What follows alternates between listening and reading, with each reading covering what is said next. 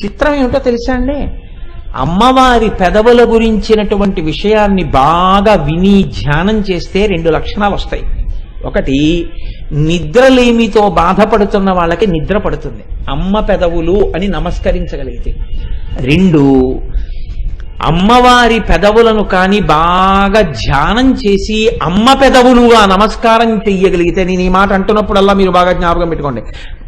ఎందుచేతనంటే కుబేరుడు ఒక్కసారి అమ్మవారిని తెలియక పార్వతీదేవి అధరాన్ని వక్రదృష్టితో చేస్తే కన్ను మెల్లకన్ను అయిపోయింది. ఇప్పటికీ కుబేరుడికి మెల్లకన్నుతోటే పూజ. కాబట్టి అధరాన్ని ధ్యానం చేసేటప్పుడు చాలా జాగ్రత్తగా ధ్యానం చేయవలసి ఉంటుంది. అవి అమ్మ పెదవులు అన్న నమ్మకం, ఆ దృష్టితో ధ్యానం చేయాలి.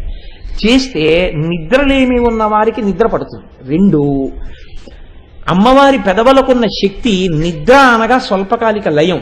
ఈ లయం ఒక స్థాయిని దాటిపోతే అది అజ్ఞాన లయం, జ్ఞాన ఆవిర్భావం, మాయ తొలగింపు. అందుకని ఇప్పుడు ఆ పెదవులు మిమ్మల్ని రక్షించగలిగినవై ఉంటాయి.